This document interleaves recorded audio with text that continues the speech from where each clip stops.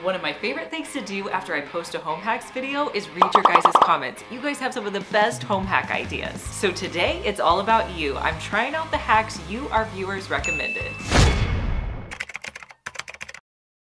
If you're like me, you may forget what paint color you paint certain rooms in your house, especially a year or two down the line. But let's say you want to touch up that paint. An easy way to remember your paint colors is to actually take off your light switch outlet. And a lot of times when you paint, those are already off. Use a Sharpie or a pen to write your paint color on the back of your wall plate outlets. That way, anytime you need to remember your paint colors, it's right there.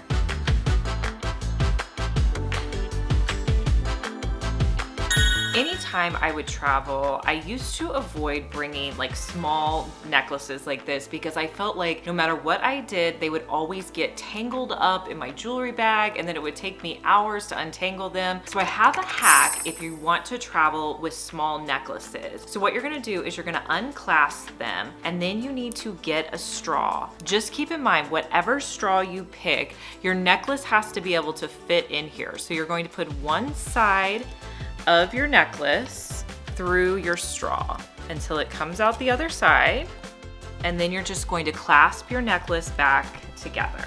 And no matter what you do, if you throw this into your suitcase, it's not gonna get tangled up. This hack is best for smaller necklaces because it's gonna have to be able to fit through your straw. You could always cut a straw in half if it was like a shorter necklace as well.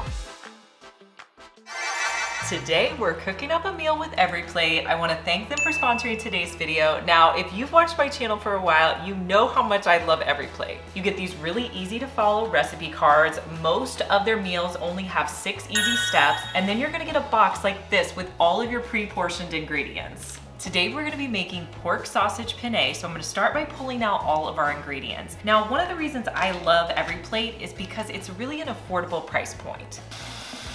One meal with EveryPlate is about the same price as a cup of coffee, and it's definitely cheaper than a latte. The thing I like about EveryPlate is it just makes home cooking easy and affordable for me because I get so busy throughout the week, I just don't have any time to think about, what I'm gonna cook. One of the reasons I think you guys should consider going with EveryPlate over the competition is some meal services can cost up to $12 per meal, while EveryPlate starts at just $4.99 per serving. I love the individual ingredients. I don't waste anything because I probably won't use tomato paste for another week or two, and I just get the amount I need for the recipe. When I get EveryPlate weekly, I feel like it's less time that I have to spend prepping, shopping, and just figuring out what I'm going to cook for the week, which means more time I have to spend with my kids, especially after school, like doing activities and homework. So I really appreciate that. All right, last step is to add in the pasta.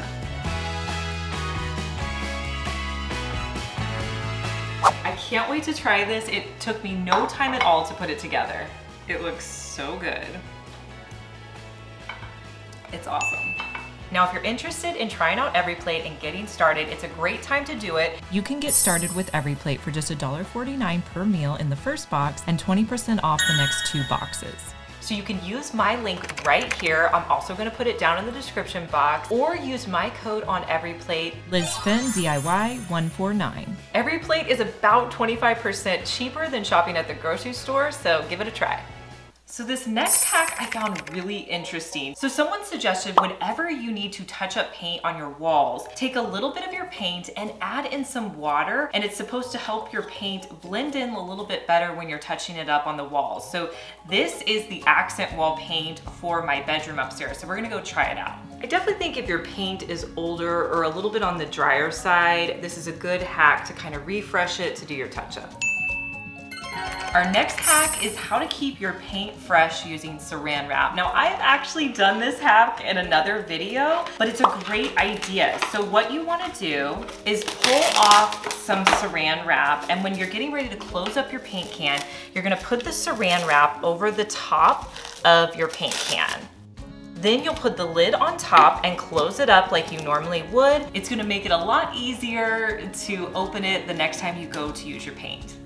If you've made it this far in the video, thank you so much for watching. Make sure you go down to the comments and comment the word of the day, which is paint. In a previous hacks video, I showed you guys how you could find the start of your tape by putting a paper clip on the edge, and I got a ton of comments and suggestions in that video. So one person suggested to put a bread tab, which a lot of us have just sitting around our houses that we typically don't end up using. Put a bread tab on the bottom of your tape. I think that's a great idea. Another idea we had from a couple of nurses, shout out to our nurse friends watching, they said what they like to do with their tape is just fold the end over. That way you don't even need to have a paper clip or bread tab with you. I think all three are great options, just whatever works best for you. In a past hacks video, I used a toothbrush holder as a vase. The cool thing about that hack is it separated out all of the florals. Someone left a comment saying, wouldn't it be cool if you used it in a larger vase and maybe use several toothbrush holders and some poster tack to hold them in place? So we're gonna try out that hack today. I went to the thrift store and I picked up a larger vase and I spray painted it a dark blue color. I have 3 toothbrush holders from Dollar Tree, and I also have some poster tack that you can get at Dollar Tree as well. Now my toothbrush holders fit in here pretty snug, so I don't know if I need the poster tack, but I'm gonna put some on the bottom.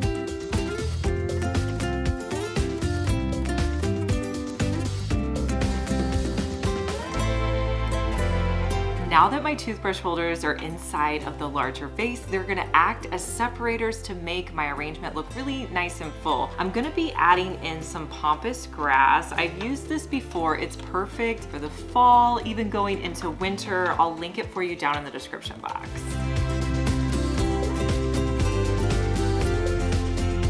I love this, you guys. It is separating out these stems so well, and even if you don't get them directly in the toothbrush holder, you can definitely put them to the side, and in my opinion, making it look so much more full. I am really blown away by this hack. Look how gorgeous these florals look. This works so well to space everything out. Nothing's falling over, so 10 out of 10. I definitely would do this hack again. If you like seeing home hack videos and want to see more, go check out my second channel, Liz Fenwick Daily. I'm posting daily DIY and hack videos over there, so go check it out and subscribe. All right, Liz, for this next hack, we're gonna need rice, okay, a glass container, and then you're gonna need to go find a dull knife. Okay, let's see. This one doesn't work very well. All right, you're gonna pour the rice into the glass container. Okay. And then after you get that filled up, you're going to put your knife into the rice. It's supposed to sharpen your knife. How's it gonna do that? I do not know if this is gonna work or not, but this is one of the suggestions. Okay, let's try. So I'm interested to see. Okay. So I have my knife, and I know this is a dull knife in here. How long does it take to sharpen? Do we have to put it in and out? The comment didn't specify how long to put it in. It said to leave it in there, so I'm wondering if it needs to be left there over time. Okay. Or if we can see a difference just by doing it a couple times. I'll try cutting something and see if I notice anything yet. Yeah, I think we should definitely do it a couple of times to see if it'll work. Okay, I'm gonna rinse it off. Okay, let's see, because I know this knife is not... It actually worked. I'm telling you, I think this worked. Because this is like cutting it really well. I promise you this wasn't very sharp. Okay, I think this rice hack worked. I honestly thought this one was gonna be a fail. Out of all of the ones we've shown today. That's wild. You could get a bigger vase and put all your knives in there. I did a hack where I showed you how to hang a picture on a wall using chopsticks to keep your hand at a safe distance away from the hammer. And a viewer commented and said, I think that same hack would work using a comb. So that's exactly what we're gonna do today. So to hang my nail on the wall, I'm gonna place the nail into the comb, and then I'll put my comb where I wanna nail it in, use my hammer to nail it in, and I think it works just the same as the chopsticks. My hand is still at a safe distance, so another great idea. Let me know what you would rather try, the chopsticks or the comb.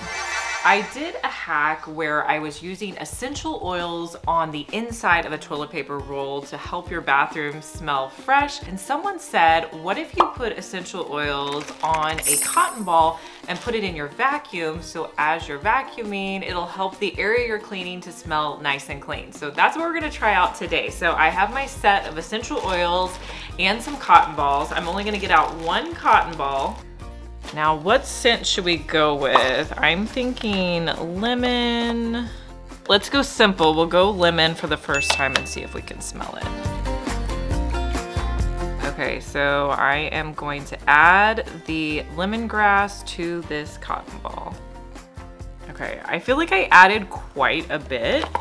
Like I could definitely smell the lemon right now. I'm gonna be using my Shark Wand vac. This is one of my new hand vacs. I'll link it below, but it's awesome. So I'm just going to push this button right here, and then the dispenser comes open. I'm gonna set it in there. I have a lot of pampas grass on the floor from the hack that we just did, so I'm gonna try to vacuum that up and see if we can smell the lemon.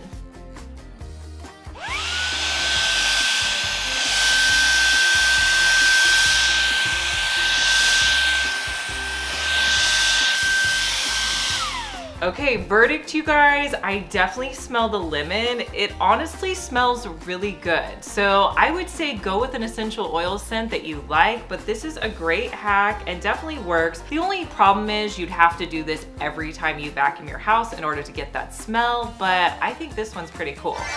Now that the weather is getting colder, I really like this next hack. This is for ice melt. Now, if you live in a colder climate like I do, and you don't want to be lugging around this big container of ice melt, what you can do is reuse a Parmesan cheese container, put your ice melt in here, and when it's gonna be icy or cold out, you can just sprinkle this onto your steps or walkway, and it's a lot easier to carry around.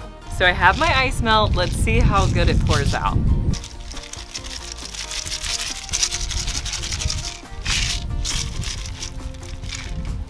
That's pretty good. That surprisingly works really well, so a great option for the fall going into the winter.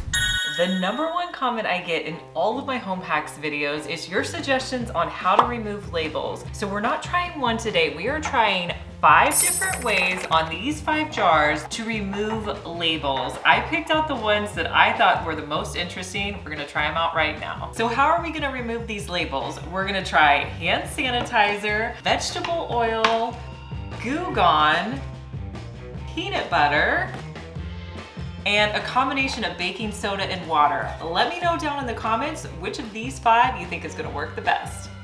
So I'm gonna put a little bit of hand sanitizer on the outside label, and then I'm going to start trying to remove it. I'm gonna use my fingernail, which isn't working, and I will try using a screwdriver. Okay, so definitely not coming off easily. Let me try adding some more hand sanitizer. Sometimes it just takes a while to activate the glue.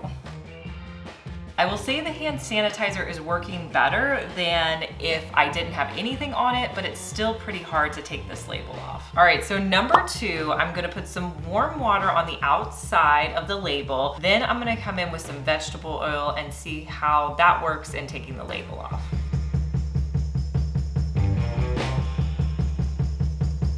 Okay, so I have the top label off, so I'm gonna add the vegetable oil to where the sticky glue is. I will say the vegetable oil probably worked a little bit better than the hand sanitizer, but it may be because of the warm water, but it's still a struggle to get the label off. Next up is Goo Gone. So I think I'm gonna let all of them go under the warm water for a little bit, and then we'll add the Goo Gone. I can already see it starting to activate the glue. So the Goo Gone definitely removed the label the best out of the 3 so far, but I still have some that I need to take off. #4 is peanut butter.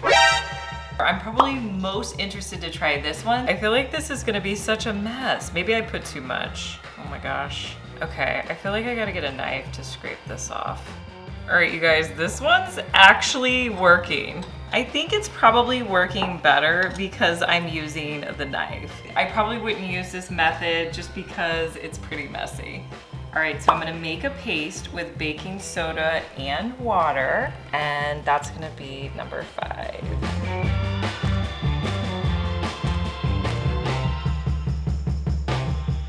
I think one of the takeaways is to let whatever you're using sit on there for a little bit before you decide to start scraping it off. So this one's working pretty good. It's a little messy, so honestly, I think I would probably just use warm water, boiling water to take them off. My favorite of the 5 was definitely the Goo Gone. I would say the baking soda was probably second for me, and I don't know if I would use the other 3 again. Make sure you comment below your favorite home hack idea so I can try it out in a future video. Don't be afraid to try that project you've been wanting to try, and remember, it doesn't need to be perfect. I hope you subscribe because I want to see you back here. Bye.